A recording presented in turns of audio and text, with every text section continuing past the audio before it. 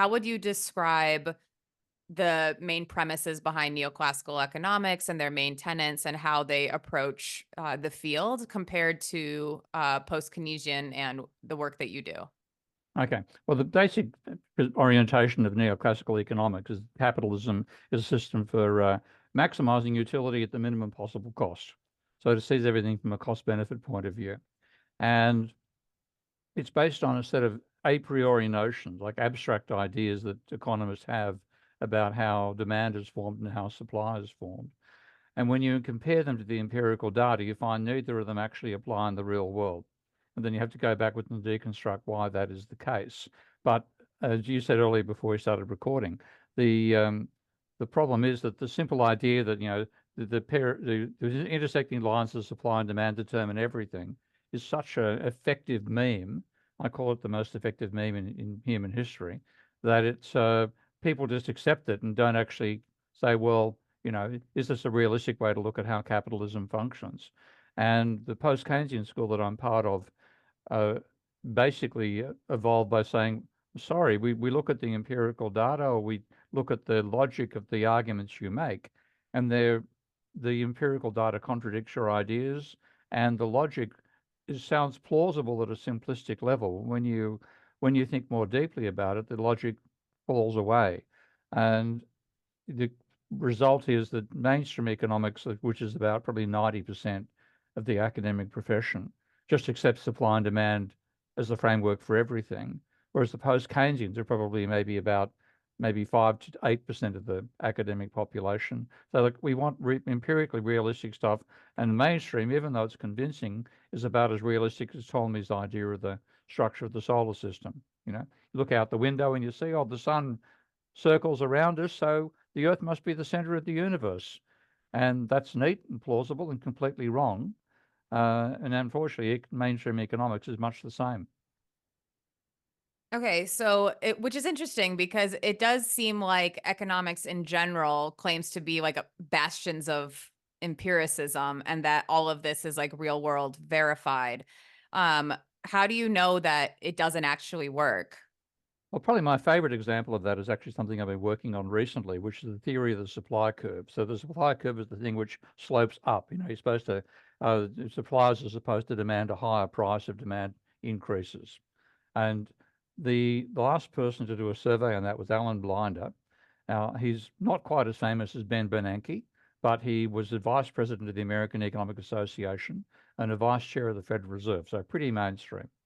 And he did a survey in the 1990s to try to work out why prices are what they call sticky, because there are two sort of sects in mainstream macroeconomics. There's one group that call themselves the new classicals, and they basically say that prices are infinitely flexible, and even a period like the Great Depression is a period of equilibrium because something happened in the labour market that made workers decide to work less, and that's why unemployment rose. I'm not joking. I can give you a reference to that actual paper by a guy called Edward Prescott. He says some observations on the Great Depression, and he literally said that there was some change in labour market regulations which encouraged workers to reduce their working hours in 1930s. You know, so that itself is weirdly enough. But that's the new classical group. Alan Blinder belonged to what he called the new Keynesian macroeconomists. And they say, well, don't adjust instantly. So therefore, because they don't adjust instantly, when there's a shock from outside the economy that causes the equilibrium position of employment to change, it takes a while for that to work its way through the system. So for that period of time, people can be involuntarily unemployed. So he needed to explain why prices were sticky. And he did a survey, which is published in a book called Asking About Prices. And in that book, the survey behind that book, he interviewed 200 companies, face-to-face interviews with himself and 7 PhD students helping to do the interviews. The companies he spoke to represented, I think, 6.8% of America's non-farm GDP, which is huge. That's like if you had a survey of Americans that surveyed 6% of the population, it'd be talking 20 million people. Surveys are far smaller than that. We take their results seriously because statistical principles mean that they work. Well, here's 6.8% of America's economy being interviewed. And to quote Alan Blinder in that, the one thing asked about was, what's the structure of your costs? And the theory, the rising supply curve comes out of what's called the rising marginal cost curve. And that's supposed to show that as you produce more units of output, the cost of each additional unit is more than the one that preceded it. And that then gives you the rising supply curve. Quoting his book, he said, the overwhelmingly bad news, brackets for economic theory, is that only 11.1% of America's GDP is produced under conditions of rising marginal cost. Virtually half is produced under conditions of constant marginal cost, and another almost 40% is produced under conditions of declining marginal cost. Now, that's empirically the exact opposite of what's said in the textbooks. And in fact, that particular survey gave the most conservative results on that front. Other surveys have found that 95% of firms report constant or falling marginal cost, 5% or less report rising marginal cost. Now, that's a pretty big challenge. That's a bit like looking through a telescope with Galileo and seeing craters on the moon and moons orbiting Jupiter. It's time you change the theory. If you take a look on Amazon for that book, Alan Blinder asking about prices, you will find that it's languishing at about the 2 millionth mark in terms of readership. But the most intriguing stat for me is there's one and only one review of that book. The book's been around for 25 years. It's had one review on Amazon. Guess who wrote the review? Was it you? Me. Okay. Now, at the same time, a very typical textbook by a guy called Mas Kalel, which is the textbook they use to teach micro to PhD students. It's called Microeconomic Theory, This, 1,000-page so thick. this is like what everyone learns when they're studying. This is what They everyone learn uses. they learn the Mas Kalel book, 130 reviews, sits about the 100,000 mark in terms of sales. Economists are far happier with their theory than they are with empirical data. And they'll do statistics to the cows come home, what they call econometrics. But if they actually get something which confronts their beliefs and contradicts them, completely flatly contradicts them, they don't want to read it. They don't want to know about it. So it's not an empirical science, it's a mythology. I feel like this is just the sense I get. I feel like the general public tends to understand that a lot of times because of economies of scale that you do have falling production costs as you Mm. increase your capacity. So how is it that you can have this disconnect between what most people already know to be true? I mean, Yeah, how do you explain that? it's basically the power. We talk about memes these days on the internet, and I call that immersive intersecting supply and demand curve, which Marshall invented in the 1890s. Alfred Marshall, who was really the fountainhead of modern neoclassical economics. It's So he so was the first convincing. person to theorize that supply and demand is how prices work. It's a No, theory no, of prices. you can find it way back in Aristotle. The most sort of in recent times, like the last 250 years, you find it with Jean-Baptiste Say in the 1820s. So it's been around for a long time, and it's one of two views. One is that the classical school said cost to constant, which is the thing that I'm saying is the case, and the thing you say, you get that feeling about economies of scale and constant cost of production is something most people, are willing to either realize themselves that it won't strike them as all that surprising. But the theory of rising cost of inputs is so critical to mainstream neoclassical economics. Everything else falls apart. That's why Blinder said it was overwhelmingly bad news for economic theory, because if that disappears, all the cost benefit analysis that's part of the theory also falls over. You can no longer talk about utility maximizing behavior coming out of it. But the point that the it's once you have that in your mind, it's like putting on a set of glasses. They've ever heard of what they call Gestalt glasses, which turn the world upside down? Okay. Well, after a while, your mind adjusts and your mind turns it back the right way around again. Take the glasses off, the world looks upside down. I think that's what's happened with neoclassical economists. They've accepted this Marshallian vision, and they see everything through that lens. And even when they see, like you and I see, going into a supermarket, there's a set price, and you want to buy Toblerone chocolate, that's the price. You won't go up and it won't go down depending on how many people turn up. Uh, They just see that, but they still see intersecting supply and demand curves. So is part of the problem that they just don't use like real data from real firms in order to make their calculations? Because Yeah, it I mean, seems like if they yeah. did, that they couldn't have possibly come to this conclusion if they started with the real data first.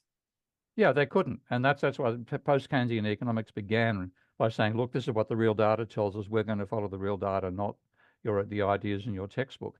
But if you look at Gregory Mankew's textbook, which is one of the most popular textbooks around, for example, he has firms like Hungry Helen's Cookie Factory and Big Bob's Bagel Bin. Now, have you ever bought at those shops? So you just They're made them made up. up. They're made up examples. They're kindergarten examples for children. The same thing applies to Nordhaus and Samuelson. Blinder himself even makes up a fictional example of Al's Garage Factory. So they make up these fictional examples and then they give numbers which look like data coming out of these fictional examples. But if you go to the real world and try to find it, it you know, you deserve a lottery prize if you found a firm that actually had a cost structure like the neoclassicals talk about it. And this is just, fantasy dominates empirical reality for mainstream economists. So what happens when someone who's learned all of these techniques goes to work in a real world scenario and then it's just doesn't work according to their models? Well, fortunately, they're not necessary for running a factory. You don't need an economist to run a factory. And in fact, I've had quite a few people in management and manufacturing tell me they just kick the economists out of the factory if ever they turn up there because their ideas are useless. So what's going on, like when you look at how a factory is actually built, a factory is designed by engineers and they design it very carefully. And the idea they've got in mind is we want it to be at maximum efficiency at maximum capacity. Because when you build a factory and you have a handful of employees early on and a handful of machines, the volume of the factory is so great that your air conditioning costs and power costs and so on are spread over a very small number of items. You're likely to have high costs at that point. But as you approach the full capacity level, everything has been set up to handle, a full contingent of workers, all the production lines working. And at that point, the energy costs per unit are going to be lowest and so on. So the cost for most firms will fall. This is variable costs will fall as you go towards full capacity. And the fixed costs are obviously going to fall per unit because the more units, if you build a factory for $1 billion and you produce one unit, your fixed costs are $1 billion for that one unit. Produce 10, it's $100 million. Produce a thousand, it's $1 million per unit. So that falls in the rectangular hyperbola. So you have falling average fixed costs, constant variable costs. The total thing is falling all the way through. And you do not have a rising price. What you have instead is a firm sets a list price for its product and says, you can buy or not buy at that price. We're not going to negotiate the price. And they compete with each other on product diversification. They don't, you don't have a whole lot of perfectly competitive firms producing a car. Yeah. And therefore you'd have an equilibrium price for a car. Well, ask yourself that question. What's the equilibrium price for a car? It's a stupid question. Are you talking about luxury cars? Are you talking about sports cars? Are you talking about SUVs? Price for Lamborghinis, price for Ferraris, price for Ford pickup trucks. So they set a list price, and that's the constant list price. And there's a gap between the variable cost, which is pretty much constant as well. So every unit you sell makes a profit based on the markup you've set. That's the real world, and that's what we should be analyzing. So I also remember that there were issues with the demand side from reading your book. Can you talk about Mm. that? That's a bit more technical Okay. because, yeah, but I will talk about it. So what The again? main thing I remember is that people like demand on an individual level, if I'm understanding correctly, demand on an individual level can be oftentimes graphed in a downward sloping curve as prices increase, a person's desire for that item will decrease, but that it doesn't aggregate to the total market. Yeah, it's the basic idea that they will take an isolated individual, and they won't talk about the person's a capitalist or a worker or a banker. It's just a utility maximizing individual. They say you leave out any social relationship between one person and another when you start from that foundation. Whereas the classical school, which preceded the neoclassicals and had Smith and Ricardo and Marx as members, talked about people being workers and capitalists and bankers and landlords. So your social class was tied up in who you were, and your consumption was, you'd expect people to have different consumption patterns coming from different social classes, both because of income and because of your culture. But they talk of this isolated individual, and they say, well, you put all commodities the person consumes bar one on the vertical axis, and the commodity whose demand you're trying to map out on the horizontal, and then you have take the consumer's income as fixed, so they spend all their money on everything else apart from bananas, for example. They could buy, you just imagine the two commodities. You either buy bananas or you buy orange juice. And you've got orange juice on the vertical axis. And if you spend all your money, all your income, you could buy, 1,000 bottles of orange juice. And then you could buy, say, 2,000 bananas, and then you vary the price, and you might make bananas more expensive, which means you can buy less bananas, but you don't change the pivot point where you have the combination of your income and how many bottles of orange juice you could buy with that income. So they use this pivot point, and they then say, well, as the price banana gets cheaper, you'll consume more bananas. But they all have what they call the income effect. So if bananas get cheaper, you can afford to buy more bananas and more orange juice. So the way of getting around that is to say we're going to do what they call Hicksian compensation after the person who suggested it. And they say, here's this thing we call an indifference curve. I'm trying to get my camera lined up with my hand here. An indifference curve. And that says these are all the combinations of orange juice and bananas that make you equally happy. So we're going to keep you on that curve and change the slope, and therefore necessarily this Hicksian compensated demand curve slopes down. So that's where they start from. But when you do that, like if you're looking at demand for bananas in America, there's what, 350 million people. Okay. You can take one individual and say, if we're going to change the price of bananas, you can pretty much assume changing the price of bananas won't change the income for that one person. But when you try to get the demand for bananas in the whole of America, you've got 350 million consumers, some of whom are going to be banana producers, et cetera, et cetera. Okay. So when you change the relative price of bananas now, you also change the income point for each person out of the 350 million.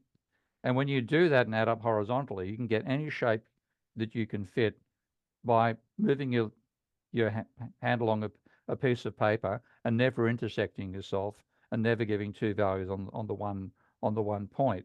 The reason being that changes prices changes relative income, and therefore changes what people will spend on. So you can no longer say that if you drop the price of bananas, that will reduce the demand for bananas. It might increase them if the income effects at the social level exceed the substitution effects.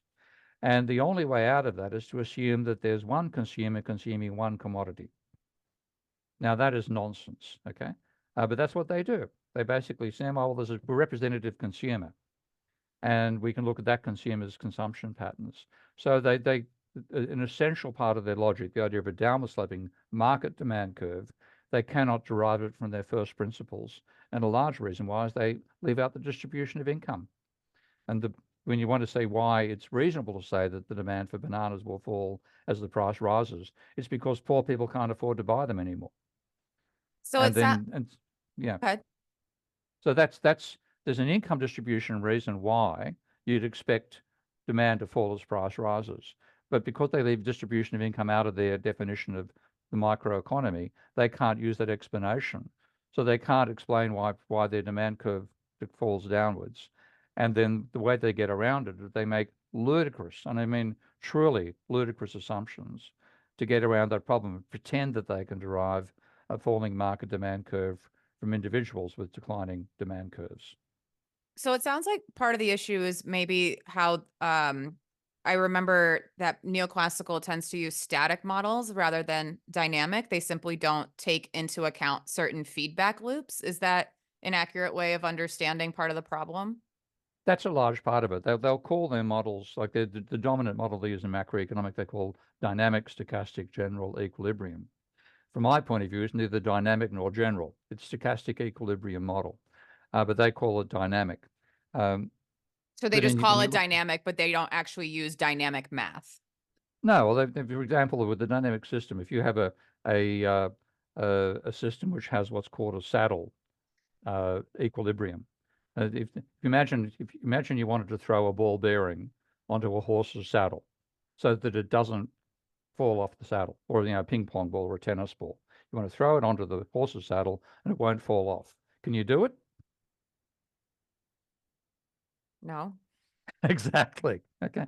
But they assume that we all know where this saddle is in the far future. And we can also, therefore, we can work out where to get in relation to the saddle. Like we're to be throwing straight at the horse's nose. So we can throw our ball bearing along this line and it'll land, or tennis ball, it'll land on the horse's saddle and fluctuate back and reach equilibrium. They literally assume we can all do that, literally jump to the point of if you do imagine that horse's saddle, there's one and only one line on which you could throw a ball so that it would land on the saddle and stay there. Okay. And infinitely impossible to be done. And they assume we can all do it. Okay, so I want to talk about supply and demand in terms of two specific areas. So housing prices are obviously constantly going up and constantly getting more out of reach for people. And a Mm. lot of people, because they take this supply and demand model as just how you adjust prices, believe that simply increasing the supply of homes will make them more affordable. But if this model is not correct, then that's not necessarily the case, right? Yeah. I mean, in place in housing, that nobody buys housing with, not nobody, only the wealthy buy housing with cash. Okay? Virtually everybody borrows money to buy a house. And the reason you buy a house, unfortunately, is not just so that you got a house to live in. People are now buying houses as speculative investments. So therefore, if the price of housing rises, there's a reason for increased demand rather than reduced demand. It's insane. We shouldn't let that happen, but that's what we've allowed. So house prices start to rise. More people will want to buy houses because they expect house prices to continue rising. And rather than getting negative, like a downward sloping demand, you get upward sloping demand. Now, that itself wouldn't be a problem if banks weren't creating money to buy housing, because if you only had a certain amount of money available, then, the rising house prices would force less expenditure elsewhere and you wouldn't get much of a bubble. But because banks, when they lend money, actually create money, and you then use that money to buy the house from the person who's, the vendor, uh, that increased level of borrowing causes prices to rise, which then sucks people into this bubble. And ultimately, you get to a point where, certainly the vast majority of young people can't even imagine buying a house anymore. And the thing becomes incredibly fragile. We've been through one boom and bust cycle in America already with house prices back to 2008. There appears to be another one going on now. What you get is the things become unattainable.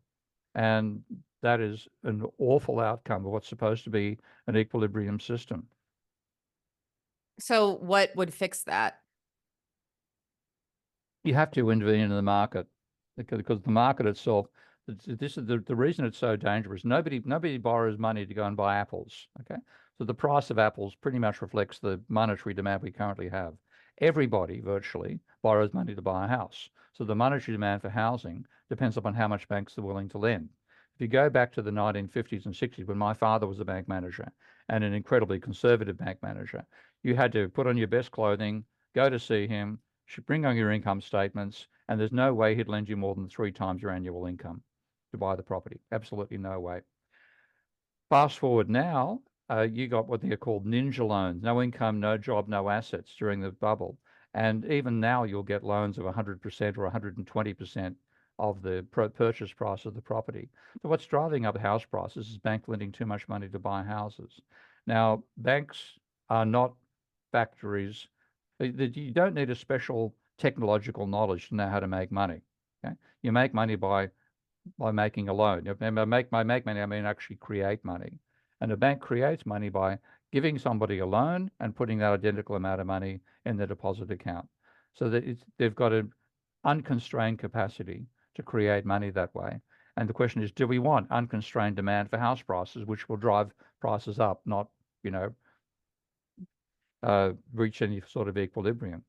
So I would put a control on bank lending, which would be that they could lend no more than 10 times the annual rental income of the property. And that's an actual rental income or imputed rental income, which all statisticians maintain a series of imputed house prices. So you could simply stop banks from lending too much money and relate the purchase amount of money people would have to buy a house to the income earning capacity of the house itself. And that way you would end the bubble because you couldn't borrow too much money to buy a property. Would this actually lower the price of homes, or it would just require people to increase their income before they could qualify for a loan? Well, it would, if you're bringing it in now, you can have potentially very deadly effects on the market because people have got so many investments which are based on ludicrous house prices. You could cause a financial crisis out of bringing that particular rule too quickly. But if it existed, you wouldn't get the huge disparity that developed, particularly during the 2000 bubble up to 2007, between the rental income of properties and the prices of the properties themselves. People are paying, a huge ratio uh, between the house price and the rental income you could get out of that house when the bubble went on, and everybody's saying, oh, it's all rational, it's all, and then bang, we had the crash in 2008, so it wasn't rational at all; it was speculative. So I'd want you you have a real danger in asset markets because leverage determines prices. And banks are very happy to create that leverage because they've got the same sort of short-term uh, perspective that a lot of, well, financial sector firms have in general, and even real firms have a very short-term perspective. It's okay to lend crazy amounts of money if you're going to get a great bonus that year. That sort of positive feedback between excessive lending and the remuneration of bankers. But So it you simply, also it also seems like there's like not as much risk for the bank when they're lending for a house, because if the person can't pay it back, then the bank gets to keep the house. So mm, either way, they either get the money from the interest or they get an asset, yeah, and which that's, yeah, that's a very deadly formula, and we saw the impact of that in 2007. Incredibly irresponsible lending because it was making large amounts of money for banks, and then you had the crash after that, which was caused by the excessive lending. So it's something you want to cut this out because every economic crisis that America's ever had has been caused by private banking, and banks that's should not be allowed. demonstrable. So That's demonstrable. Demonstrable. There's a guy called Richard Vague with a crazy name. Richard's the least vague person I've ever known, but he's done very detailed research. He's an ex-banker, a Texan banker, and quite successful in banking, and then became a critic of the irresponsible lending he saw happening in the 2000s, and then hired a research team to go back and take a look at economic history over the last 1.5 centuries across the 7 major OECD nations, so America, the UK, Germany, France, Japan, 2 others, I think, Italy. And he found that about 150 financial crises over the last 1.5 centuries, every one was a one caused by excessive private lending, and almost all of them were bank lending for housing. So the booms and busts of capitalism are driven by housing bubbles, but banks lend irresponsibly and cause a boom followed by a bust. Is there somewhere that he wrote a paper or a book about this? Yeah, I've got to hang on a second. I should know the names off by heart, but I keep on um, forgetting the names of them. So I'll just bring up his books on Amazon. The most recent one is called The Paradox of Debt, Oh, which is, I have heard of that title. I didn't realize that you were talking about the same person. I've been meaning to read that.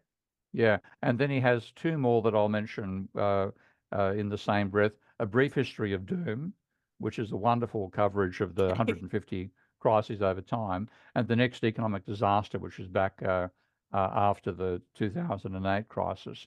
But the one which shows the historical research he's done, I've left that to last. That's called An Illustrated Business History of the United States. And what he did was he got his researchers to go through and not just look at economic stats, which is all that economists will look at, go back and look at newspapers, go back and look at company reports, go back and look at bank statements. And they went through very, very detailed history. And for example, showed something that I didn't realize at the time, that the Great Depression was actually the prelude to the Great Depression wasn't just the stock market bubble we all think about, the Wall Street crash in 1929. It was a housing bubble starting in the early 1920s. So this pattern just keeps on repeating because we let banks lend when the rewards for banks reward loan creation rather than prudence. And then we've got asset booms and busts coming out of it. And that, drastically destabilizes capitalism. I guess I'm still not completely understanding. So if banks had more strict requirements for loans, wouldn't that mean that homes for certain demographics of people would just remain unattainable forever simply because their incomes will never meet those standards? There are some people that are going to be the situation too. And then they were the ones who were, the Ma and Pa kettles who were sold, convinced to take out 120% loan on the valuation of a property. And they got screwed by the whole process. So there are some people who say, look, your income is not sufficient to enable you to buy a house, you'll have to rent. And that's to say that everybody can be a homeowner, is a fallacy. And it really comes down then to say, well, was the distribution of income fair or unfair? Now, again, economic theory will say it's fair. Take a look at the data, it's going to be unfair. So a lot of people who can't afford it, it is because very, very poor wages are paid to people in weak employment situations. And that's why the UK, when it had a sensible system, had council housing. Yeah? A place which you didn't own, but you couldn't be evicted from either. But it seems like some of this could also be solved if homes aren't used as wealth building vehicles and simply used as a place to live. Yeah, that's exactly what they should be. The whole idea that they should be a speculative item favors the banks for these bubbles. It doesn't help anybody else out. It ends up being impossibly expensive. And And if you want it to have house prices rising all the time so you get wealthier, it means your kids can't afford to buy a house. right, like every next generation has to pay more than the one before. Obviously, that can't just go on forever if people aren't making any more money. Yeah. So Um, it's very unhealthy way to run an economy. okay, so in short, how do we stop speculative real estate? Well, the first thing has to be controlling bank lending because that's what actually causes it. There's an intriguing little factoid that illustrates that, which is the level of private household debt in the UK, or actually private sector debt in general in the UK. And the Bank of England has a great data series on this. From 1880 to 1980, the level of private debt to GDP in the UK never exceeded 70% of GDP. Then Maggie Thatcher deregulated housing and allowed banks to lend to housing rather than just building societies. So before 1980, only building societies could lend. And a building society is one that you put your money into so that at a later stage you can withdraw money to buy a house yourself. But they actually are not banks. They don't have deposit accounts. And banks were not allowed to lend for housing. So it never exceeded 70%. She deregulated, it went from 70% to 200% of GDP in about 40 years, and then came down with the financial crisis, just like in the United States. So if you don't let banks lend, if you say it's got to be building societies that lend, you won't get a house price bubble. And therefore, what you want to do is to impose rules on banks that effectively force them to behave like building societies. And that's why I think the rule about having, say, no more than not being able to lend more than 10 times the annual rental income of a property would have avoided a bubble. But instead, we let them lend 20 times, and we have these huge bubbles all over the world. Okay, I want to move on to another supply and demand section, but first, since you touched on debt, it seems like neoclassical economics tend to be obsessed with public debt and ignore Mm. private debt. But it seems like other schools of economics say that it's precisely the opposite that we should be concerned about. We should be not really concerned about public debt and very concerned about private debt. Can we talk about that? Yeah, absolutely. And that's completely true. Like Ben Bernanke, who got the Nobel Prize in 2024, which I thought was an outrage, um, argued that he rejected Irving Fisher's explanation for the Great Depression. And Irving Fisher wrote a paper called The Debt Deflation Theory of Great Depressions. And Fisher's argument was that you can have a crisis when people try to pay their debt down, their private debt, and when they pay the private debt down, it actually causes GDP to fall faster than private debt. So the ratio of private debt to GDP rises even though the level of debt is falling. And he expressed it beautifully as a paradox. The more debtors pay, the more they owe. And I call that Fisher's paradox. Now, Bernanke rejected that out of hand by saying, oh, the counter argument was made that debt deflation is no more than a redistribution from one group, debtors, to another group, creditors. And absent implausibly large differences in the marginal propensities to consume, pure redistribution should have no significant macroeconomic effects. That's virtually a quote from page 20 or 24, I think it is, of his essays on the Great Depression. Now, bank So lending is sorry, not a he's saying that redistribution wouldn't have any effect. Yeah. So Yeah. if people who don't have money suddenly had more money, their lives wouldn't change? Now, what he's saying is that if debtors repay creditors, then the amount of money debtors can spend goes down because they've got less money. Right. But the Okay. amount of money creditors can spend goes up because they've got more money. So it's like you go from one side of a seesaw to another. There's no overall change in the height of the seesaw.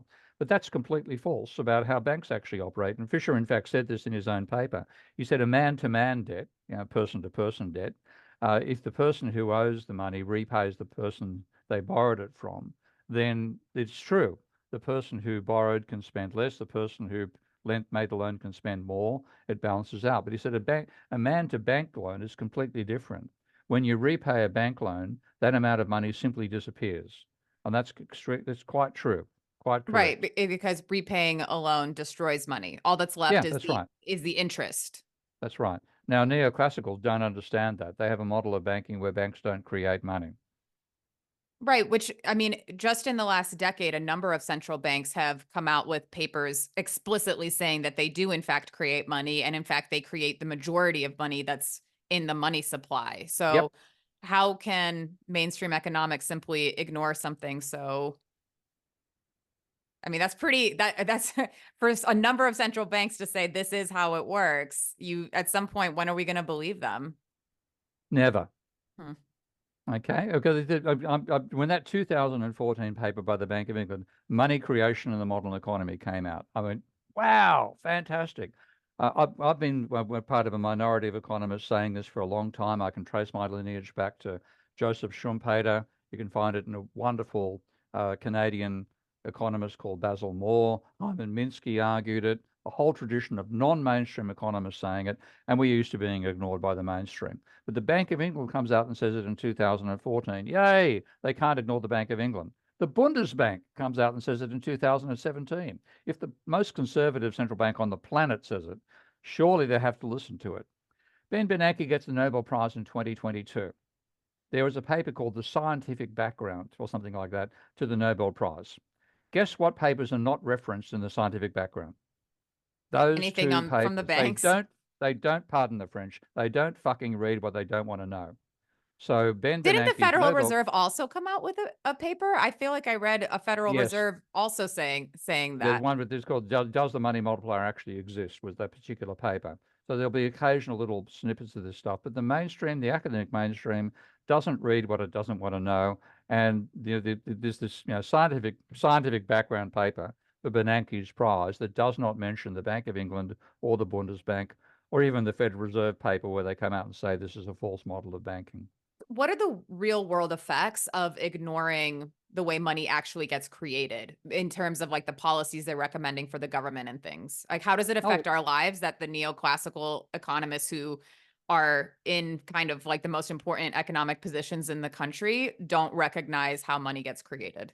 Oh, it's got dramatic effects because on one side they say the government should run surpluses, they reduce the level of government debt at all costs, et cetera, and that means they cut welfare, they cut unemployment benefits, they cut health insurance, and so on.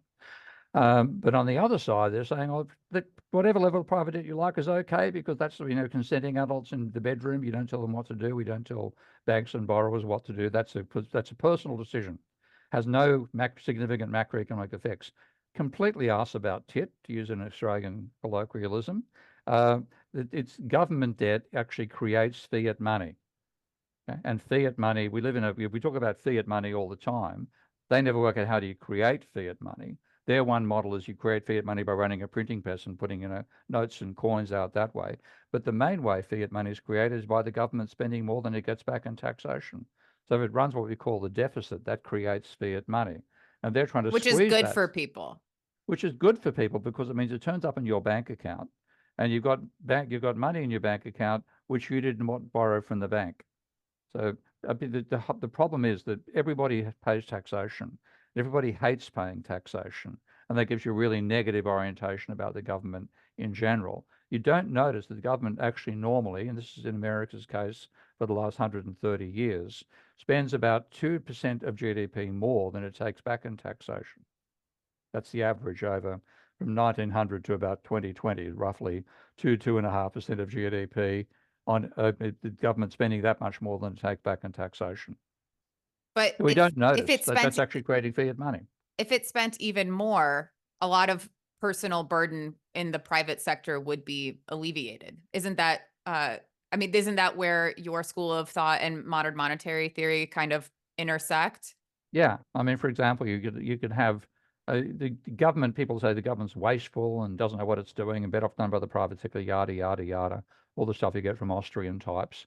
But there are some things which you would want the government to pay for because if people don't pay for it, you're actually going to get potentially higher quality. And one of those is education.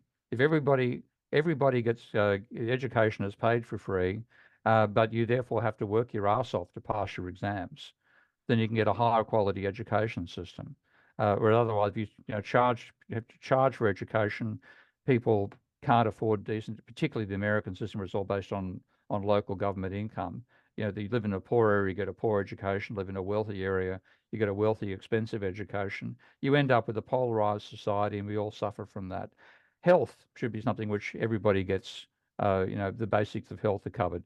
Maybe you don't get gold crowns in your teeth, but you get enough so you don't get tuberculosis and you don't get, typhoid and so on and so forth. So there are areas where you want the state to provide, and if it does, then you have a higher quality society coming out of it. So, but whenever you talk about government cutbacks, never talk about cutbacks to the military. It's always cutbacks to social security, health, education, welfare. It's the cutbacks are never applied to the wealthy; they're always applied to the poor. Okay, so this leads into something I also want to talk about in terms of supply and demand, which is the money supply and inflation, because this supply and demand model, just this idea that it's just this perfect, you know, Mm. when, the fact this idea that supply and demand is how things work makes a lot of people think that when the money supply increases, that's necessarily what leads to inflation. But Yeah. if supply and demand isn't how it works, then it doesn't necessarily lead to inflation to simply put more money into the system. Yeah. No, if I was a graphic artist, I'd grab hold of that, the National Rifle Association poster saying, guns don't kill people, people kill people. And to repurpose to say money doesn't create inflation, people create inflation. Because you can then see two major social groups in society, capitalists and workers. Workers can demand wage rises when there's low unemployment, okay? But capitalists can demand higher markups when there's equally low employment. And then the cost system comes in. How many units of output does each worker produce? That's going to be affected by supply dynamics and so on. So you get three basic factors which can cause inflation: increase in markups imposed by firms, increase in wages demanded by workers, and a decrease in productivity caused by supply chain shocks like we saw during COVID and so on. And in that framework, when I look at the American data across the last 5 years, when you had low inflation, then high inflation, now falling inflation once more, the vast majority of the inflation was caused by markups.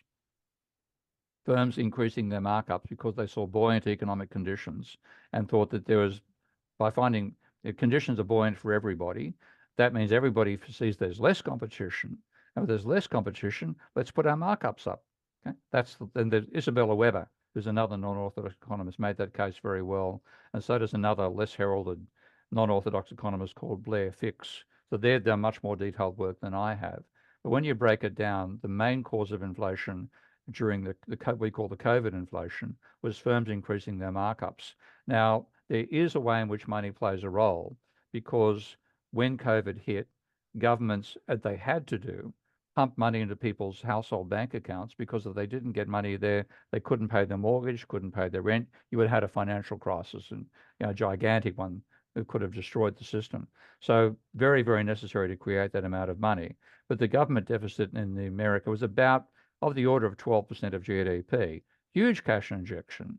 And because we had constrained demand for so many other sectors of the economy as well, because COVID wiped out, going to restaurants and going to movies and so on, people were spending that money on goods and services, and the manufacturers would have seen much less competition because goods were going out the door. So let's put our markups up. So the money increase did enable that group of people to increase their markup and cause inflation. But it wasn't mechanically coming out of the money creation itself. And of course, there are two forms of money creation, not just one: credit money by the banks and fiat money by the government. And most of the time, we have too much credit money and not enough fiat money. So increasing fiat money wouldn't increase inflation. Oh, it can. I mean, I think fiat money, like when you look at what happened during with the COVID period, the deficit was the highest it's been outside the Second World War. America's excess of spending over taxation. And if we hadn't had it, if we only had a pure capitalist economy at that point, there would have been a chain reaction of bankruptcies. People couldn't go to work. They therefore couldn't pay their rent. The landlord couldn't pay the mortgage. You would have had a collapse of the system. So you had to have government spending at that point, because it can be independent of what's happening in the real economy. But by doing that, you had a boost to cash, a fiat money injection of a scale we haven't seen during the Second World War, except during the Second World War. And if you look at the Second World War, to balance that fiat money injection that paid for, the Liberty ships and so on that won World War II, there were price controls. John Kenneth Galbraith, a famous non-orthodox economist, was the price-setting czar for America, and he basically convinced firms not to profiteer, because during the First World War, again with large amounts of government spending, fiat money creation, which financed the war, there was a lot of profiteering and prices did rise. So the administrators during the Second World War in America, and most of the Western nations as well, knew they had to tell manufacturers not to price gouge to avoid inflation being a side effect of the war. And that was successful during World War II. Okay, so what would UBI do to, like, are you a supporter of UBI? I am. I'm also a supporter of job guarantee. And I get very annoyed when I see those two groups like fighting as if they're opponents of each other. So I like UBI for a number of reasons. That you might want to elaborate the question before I start answering. I mean, if there's something you want to say about it, feel free. But I Okay. guess, a lot of people's concern with UBI is the inflation component, because they think that the money supply would increase so much and it would cause the, too much money chasing too few goods scenario.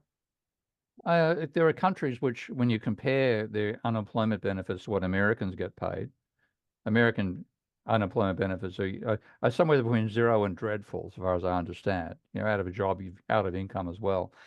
A lot of Nordic countries give you unemployment benefits for 6 months to a year after you lose your job, which are somewhere between 70% and 90% of your actual salary at the time.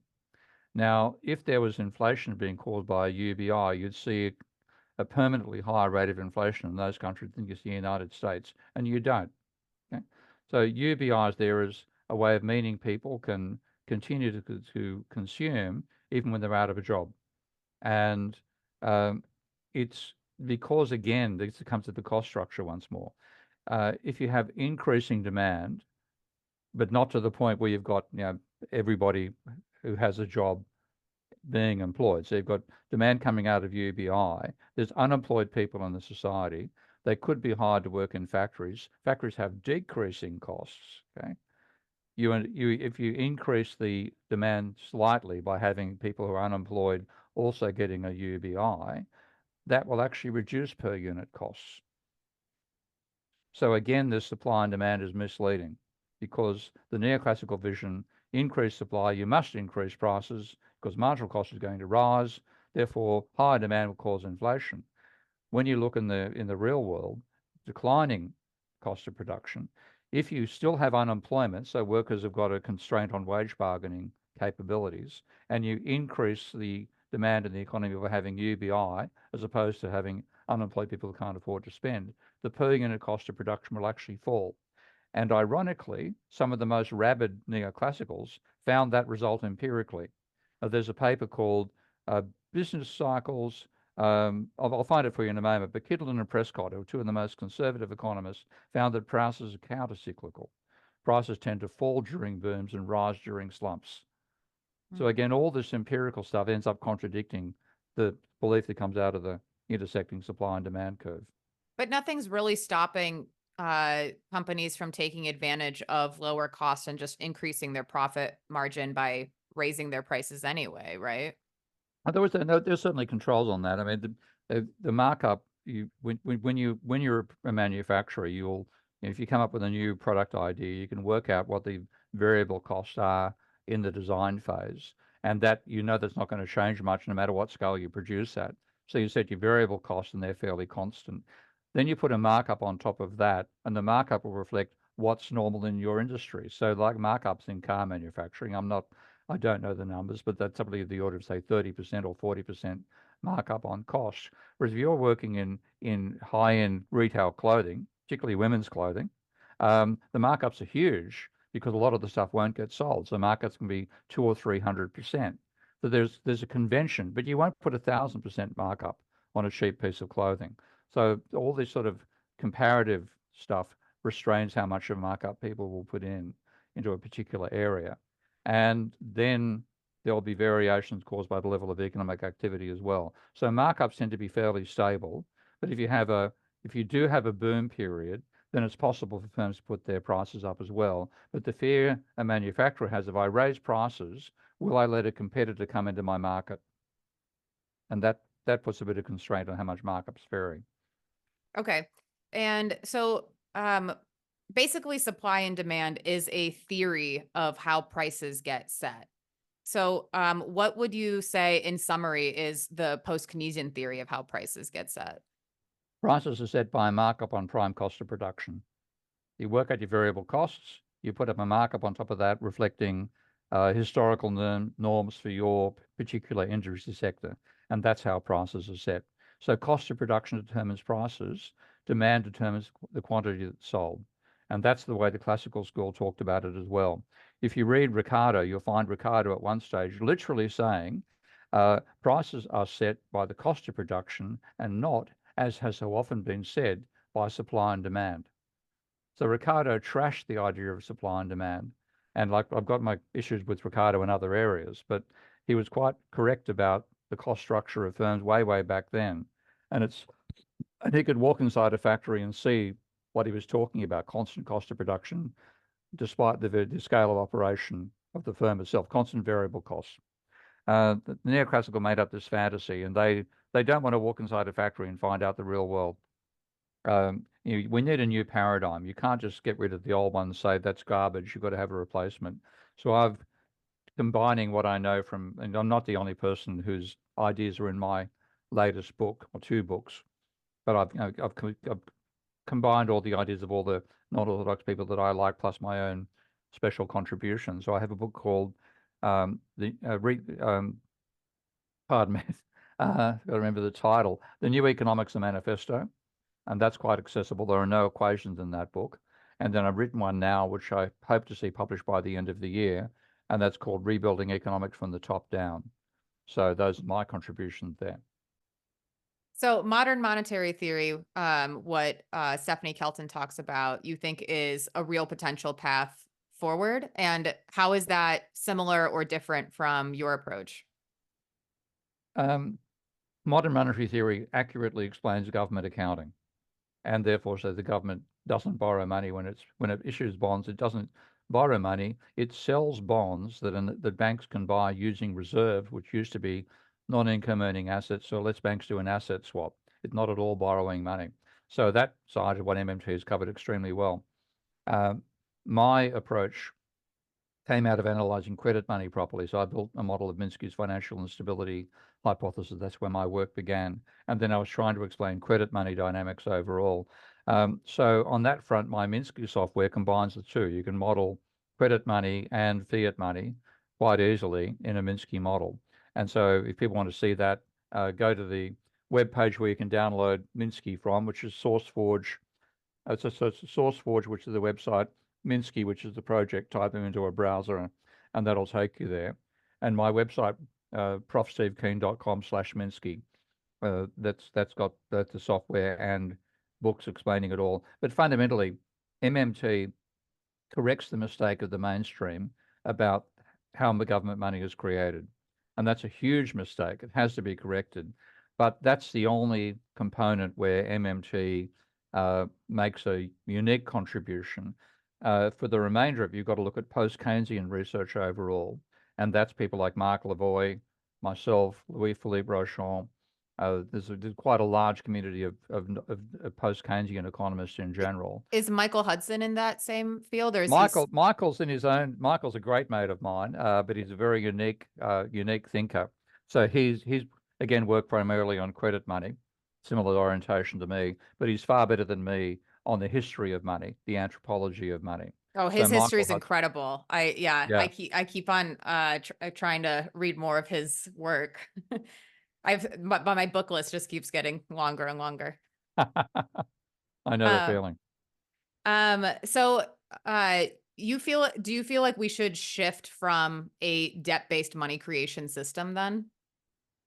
Debt-based money to what? Pardon me? Should we shift the way money gets created? Because right now it pretty much always gets created as a form of Yeah, debt. the credit money is far too dominant in our society, and this is the case where economic theory serves self-interest. So neoclassical economics has convinced itself that banks don't create money, which is garbage. They do. Mhm. And that's a great cover for the banking sector. So in many ways, the banking sector likes the fact that we have a nonsense theory of money creation dominating academic economics. It lets them do what they damn well like.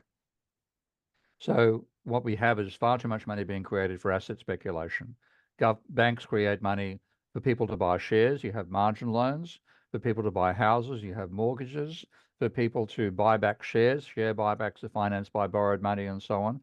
We have far too much private debt in the system and nowhere near enough credit money, fiat money. So what we need is restrictions on what banks can create money for.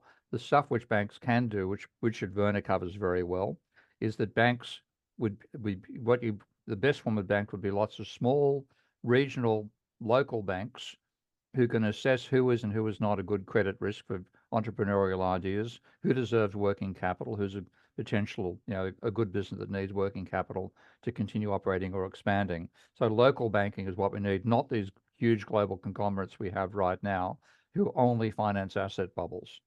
So we definitely need far less credit money and far more fiat money. We need to constrain credit money so it does what credit money should do, which is evaluate individuals at a level you couldn't expect a government money system to work out who should get a loan for a new business, for example.